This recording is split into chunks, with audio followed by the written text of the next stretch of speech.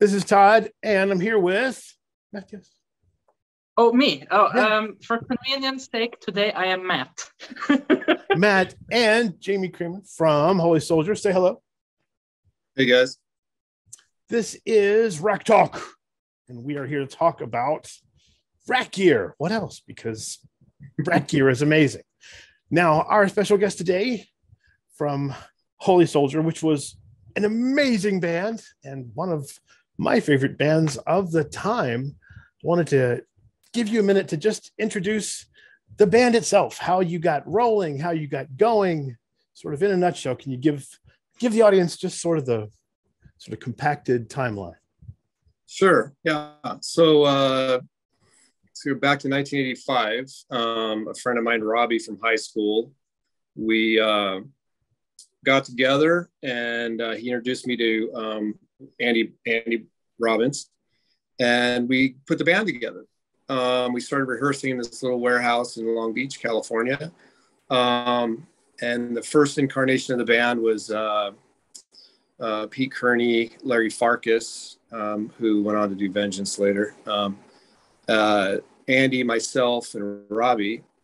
So we started working up, just writing songs, practicing, and started playing Hollywood. And back in the day, Hollywood was pay to play. So how that worked was a promoter, if you wanted to play at a club, say Gazzari's or the Roxy or the Whiskey, the promoter you would buy the tickets from him. So you'd go in and get 100 tickets, and you had to pay for them. So you purchased the tickets at a certain price, and then you had to go sell them, and hence the pay to play, right? So we did so well, we didn't go back to the promoters for more tickets. And once you do that a few times, they don't ask you to buy tickets anymore. So they start putting you on the bills, and then you just kind of start working your way up, and your draw starts getting bigger and bigger to where you're starting to headline. And that's kind of what happened with us pretty quickly. We started headlining all the clubs in Hollywood and got a lot of attention. We were on the cover of LA Now magazine, and record companies started looking at us. And so at that point, we parted ways with our original singer, and we did a national search to find another singer. We started running auditions, and at that time, we had some other changes. Michael Cutting joined the band. Terry Russell was in a band in LA, and we saw him playing at the Waters Club in San Pedro, and we decided to steal him, so we did.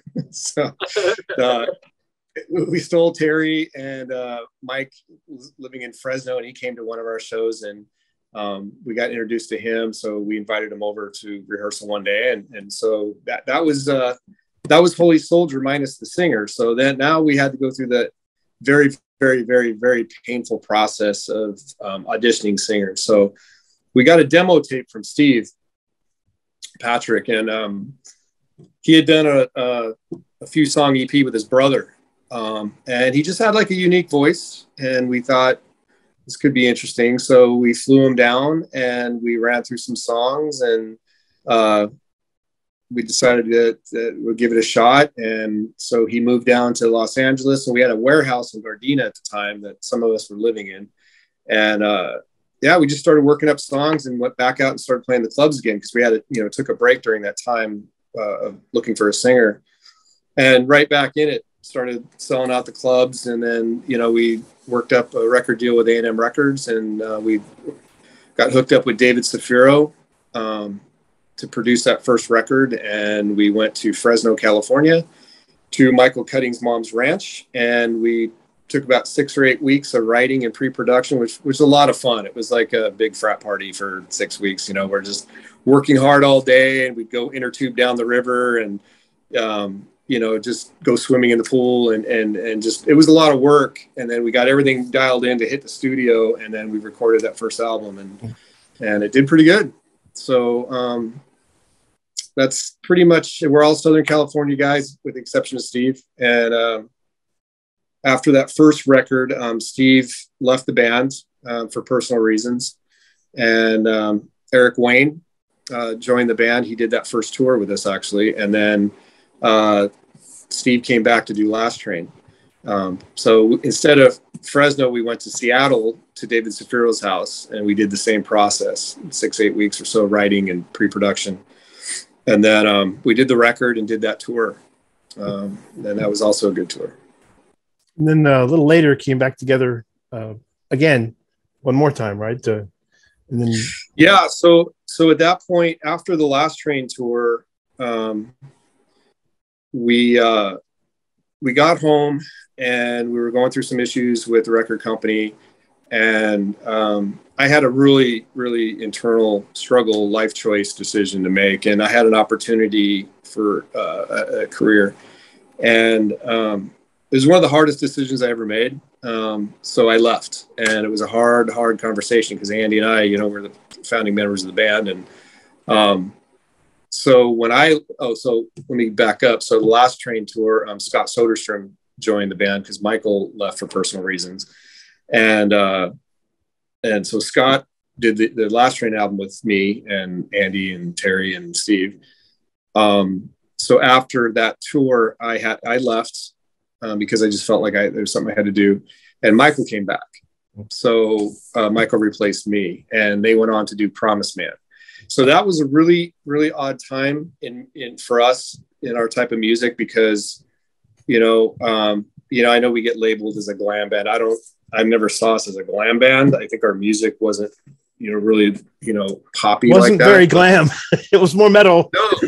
No. I mean, maybe they're referring to the image, but I mean, I don't know. But anyway, that's when the grunge thing started happening. Right. So we got off tour November 92 with Last Train. And that's kind of when that all was spooling up. And so they decided to go back into pre-production with David Zafiro, and they worked up Promise Man, which I think is a good record. And there's some songs on there I really like. And I think they did a good job at trying to stay relevant, which is, hard to do in music, Yeah. If you're a songwriter and you write a certain way, that's the challenge, right? Yeah, because sure. now you have to get out of the box. And a lot of good songwriters that I've seen in interviews or had experience to talk to, the secret is they listen to what's relevant in their day, right? Sure. So instead of staying in the box from what all your old influences are, they listen to what's current and they develop new influences, and it inspires them to write. And that's the challenge, to stay relevant. And I think the guys did that. And then they did the big live record with both singers.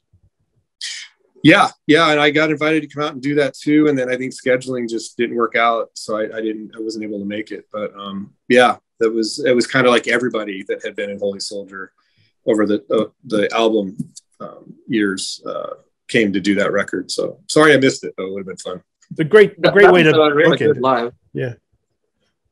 What's that?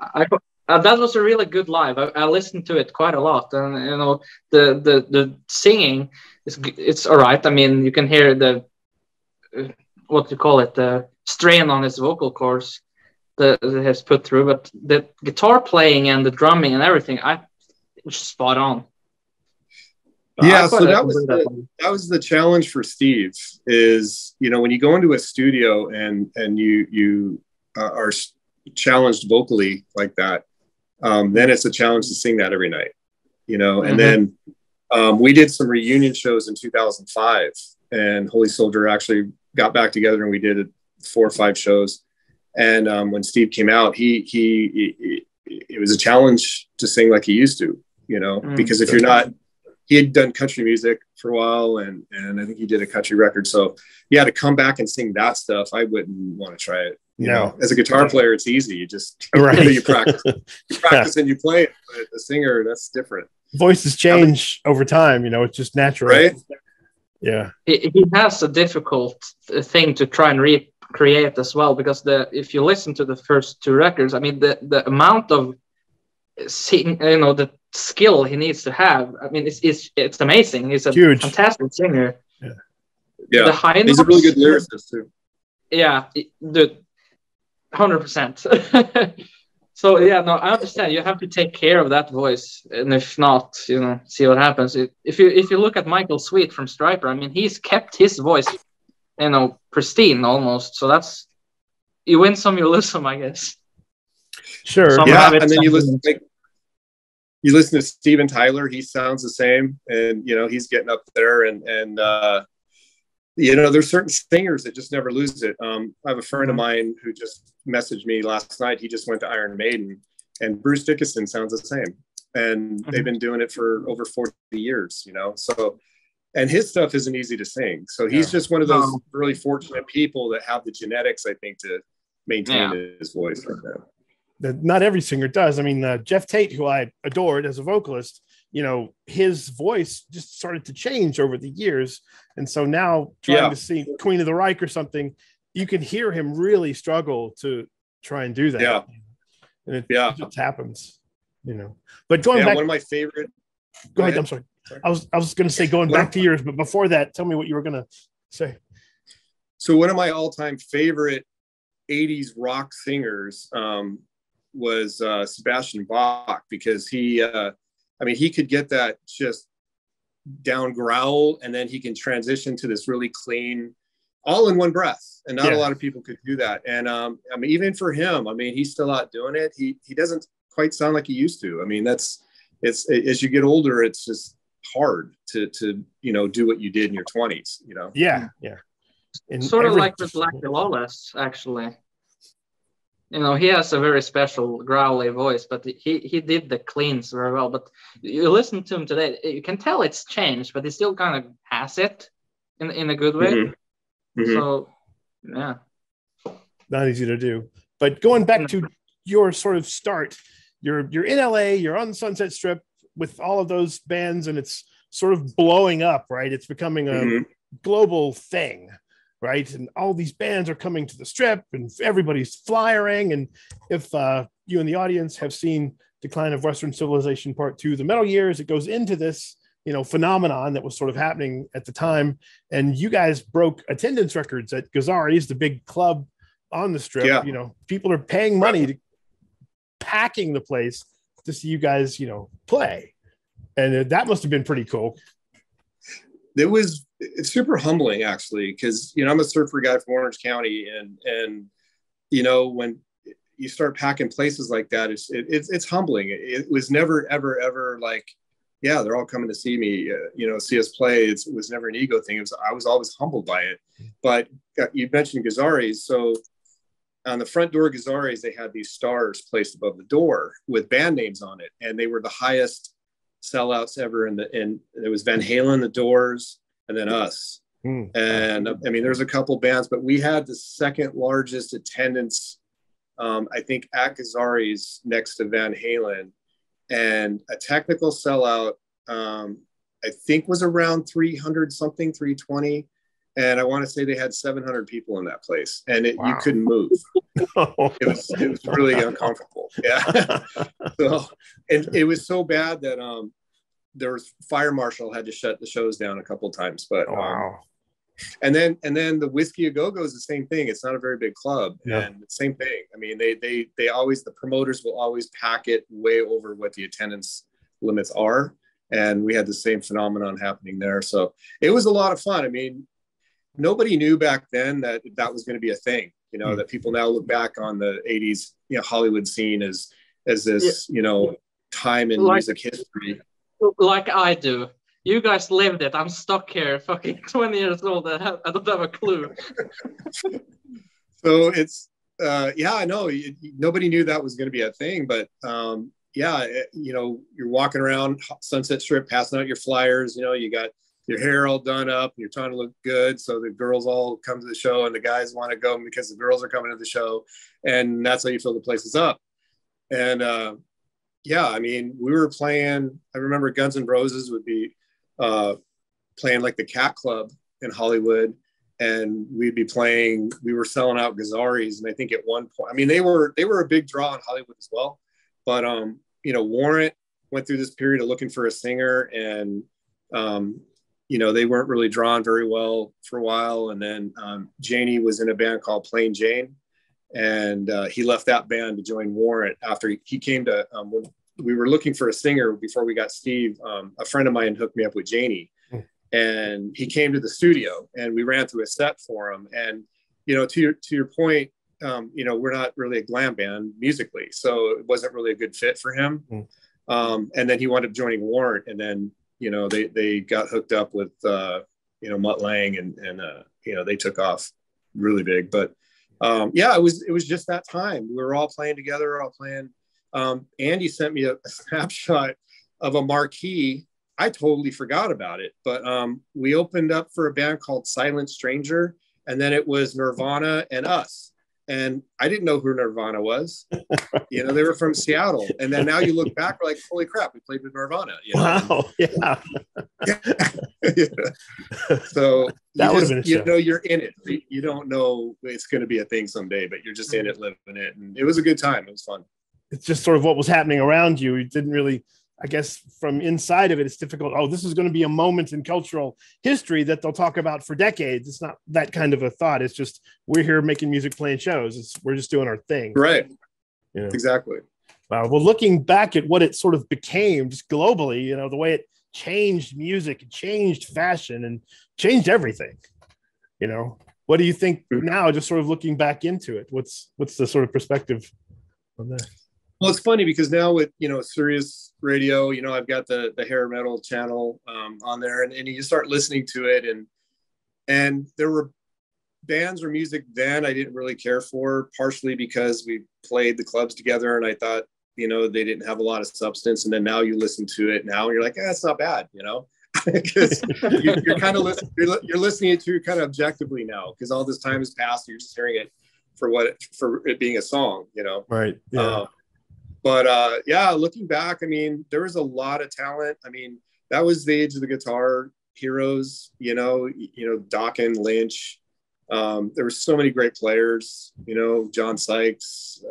It was just an amazing time, And now, I mean, music.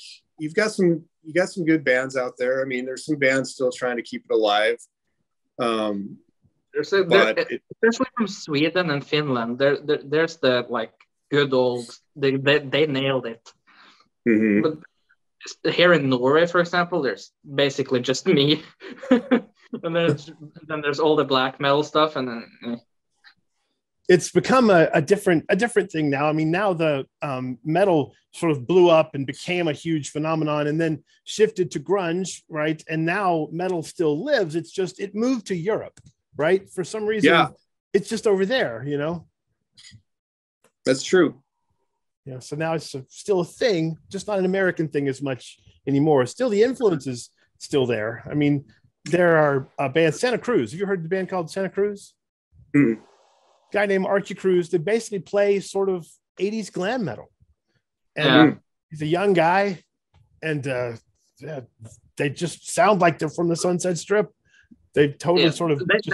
They recently played the Whiskey twice, but the first time it was just a huge scandal because they used flown-in vocals. It became this huge thing where they flew in the vocals. It was terrible. So a valuable lesson: never fly in your vocals. It's just never. The problem with Santa Cruz now is that Archie's ego fucked it up, because there's just him left of the original band, and it's not really Santa Cruz anymore. The ego is really the problem. You mentioned ego there, and not having too much of it, I think is important, because that alone can kill everything. Can kill the scene, kill the band. Did you ever have trouble in Holy Soldier? Kill a band. Egos? Absolutely kill a band. I'm sorry, I didn't mean to interrupt you. Did they ever have so Holy Soldier? There were egos ever clashing when they got No, we were. This is how we made it work. Was we didn't have that. We were all equal participants. So if I wrote a hook for a song, by the time that thing gets on a record, everybody's got their hand in it. Even David Safiro, he's a really good producer, and he's really good with melody. So he might even interject a piece or a bridge, or, hey, this little turnaround, And so at the end of the day, I was never, even now, I mean, I've got my home studio here, and I've been working on some new stuff, and none of it, I think, is like, I'm going to put a bow on it and it's good to go. I don't want it to be anything until my bros get their hands on it.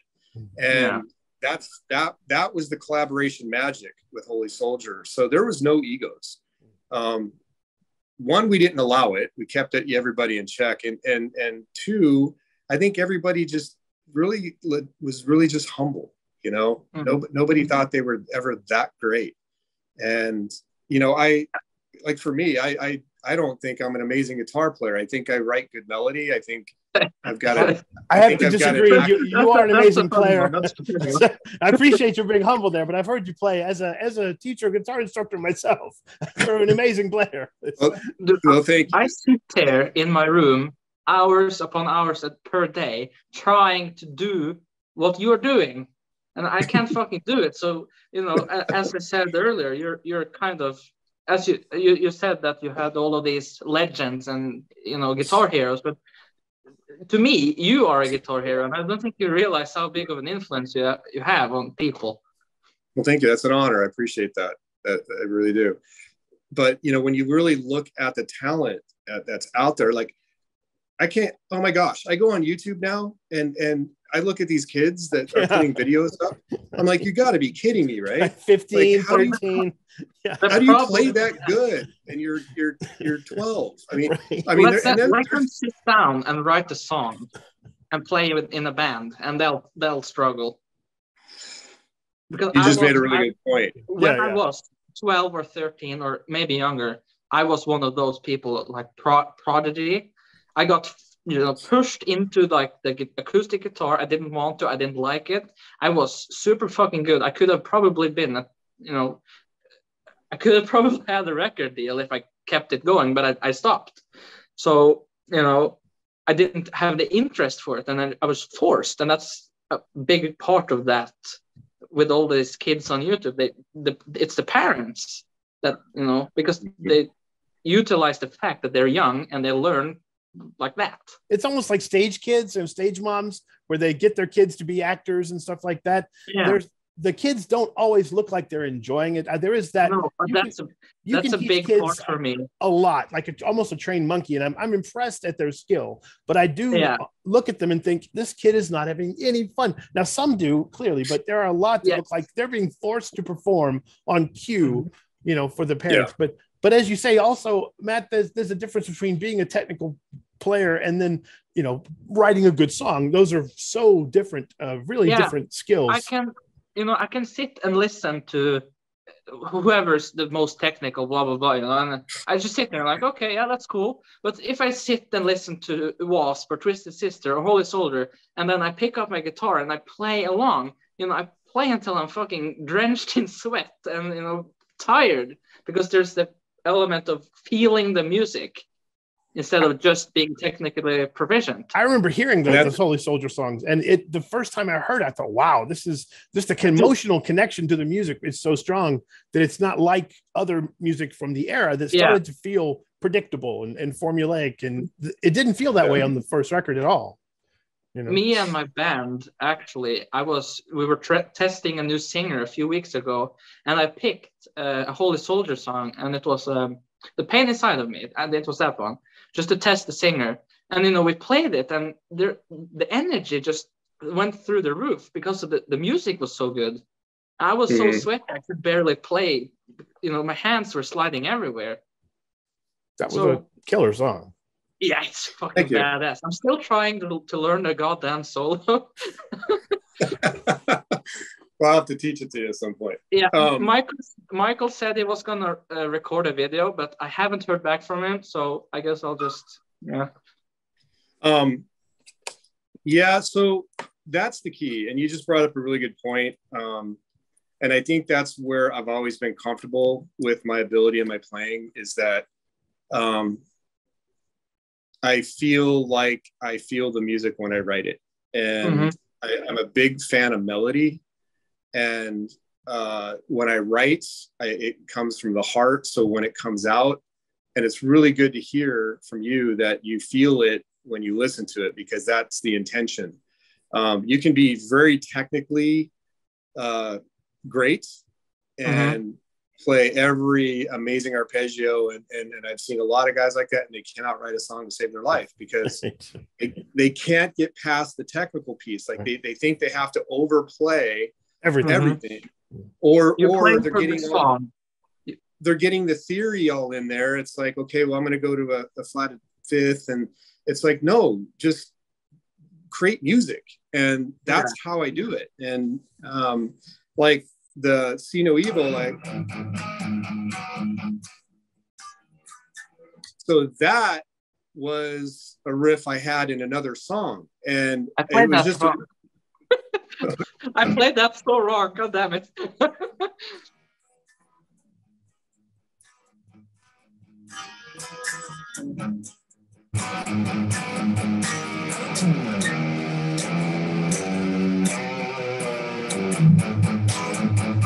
so it's just a catchy riff, and so by the time we worked it all up,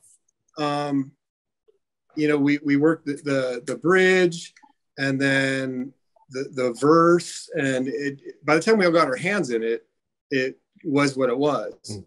But when I wrote that part, I felt it, you know, and it just seemed, I don't write music based on vocal melody because I'm not a singer, and I'm really terrible at vocal melody. I'm awful with it. It winds up being really cheesy. And what's funny is because I can hear guitar melody in my head, I can't transpose that to vocal melody.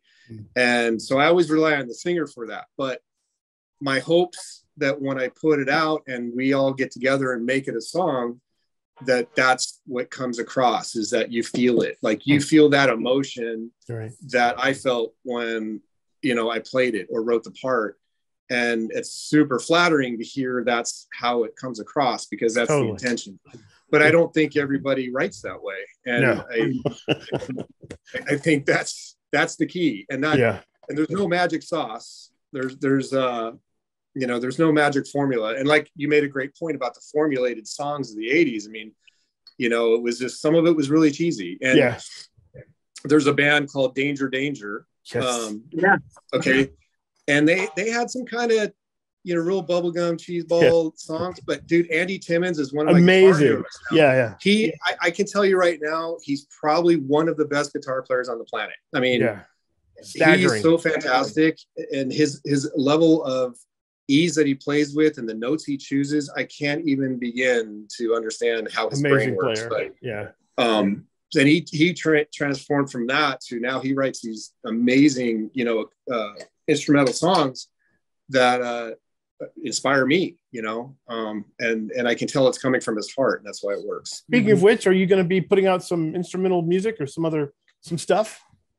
I'm working on a project right now. I'm currently doing some writing and recording here in my studio on working up some songs to get with the other guys I'm working with. So can I tell you something about being in a band that's one of the hardest things? Sure. Picking a name of a band. Dude, I spent so many hours days even trying to figure out my band name. Years. They're either all taken, right? Or it's something similar is already there every time you this is it. No, it's taken. It's very close to this one. Yeah, it's tough. I'm very proud of mine. I'm gonna show it to you here. But I sat up one night and then it just fucking hit me. Electric there we Steel. go. That works. Yeah. There you go. That's, you know, 80s cheese all the way, but that's the way I fucking love it. Look at Steel Panther. I mean, they started out as a, you know, comedy act, and now they do big tours and put out music. And Satchel has a signature guitar. Speaking of amazing players, that guy can play too. That guy's really amazing player. You know, he was but they're having a lot of fun with it. They are. He was in Judas Priest's singer's band called Fight. Do you remember the band Fight? It was Rob Halford's band for a while. When he left, there was a band called Fight. It was Rob Halford from Priest, and the guitar player was Satchel. Yeah. I've heard that, dude. Oh, that's a good. I love that. So he was already cranking it out. What were you going to say right before that, Jamie? Go ahead. Wait. Oh yeah. He wanted to ask you about this guitar. I forgot about that. Yeah.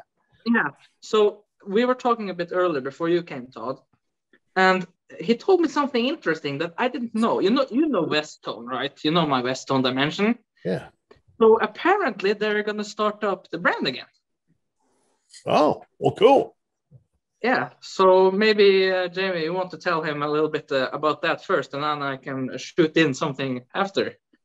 Yeah, so Tim Jones reached out to me, and they're starting up the Westone line. It's not going to be St. Louis music. It's they're using the brand, and they're going to be custom shop America built guitars, high quality, high end guitars. Wow. So they're currently working on a signature one for me that I will endorse. And then they're working on, I think, one for Rex Carroll for White Cross. And then they're going to have like a more affordable model.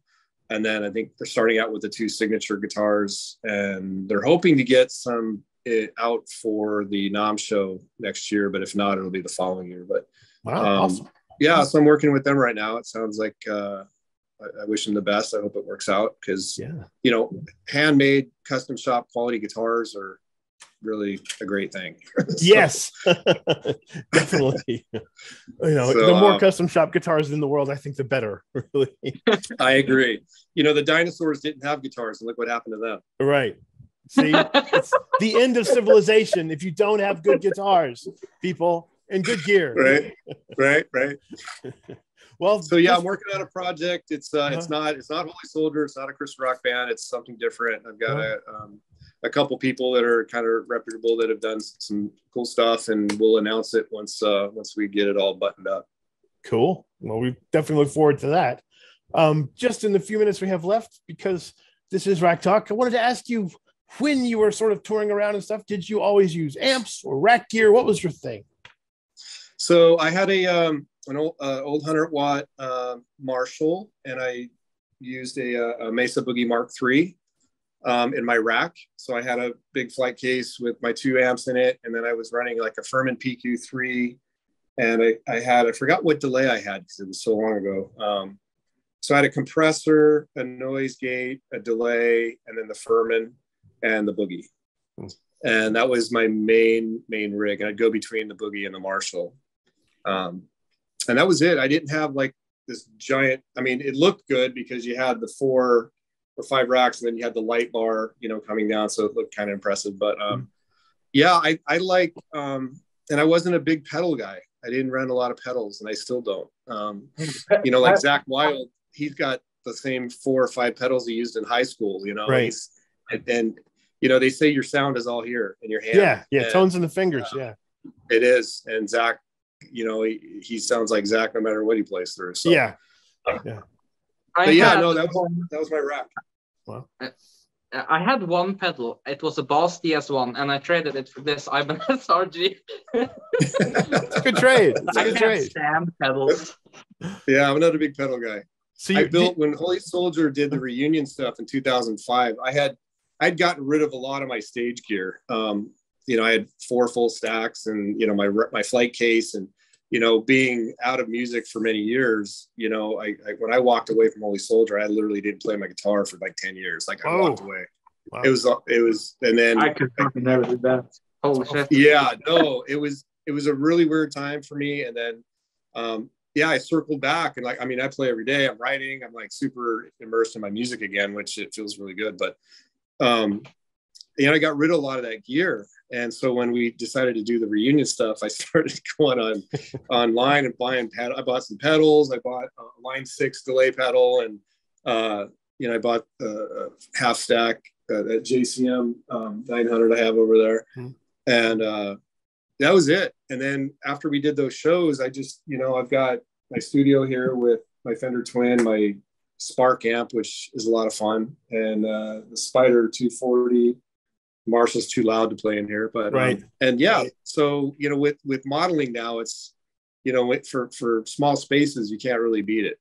It's very true. We are almost out of time for today, but hopefully Jamie will join us again. We didn't really get to go too much into sort of the history and the progress from then to now, but thank you very much for joining us. And I hope we can do this very soon. Hopefully again. Very happy soon. to. Thank you very much. We will see you next time on Rack Talk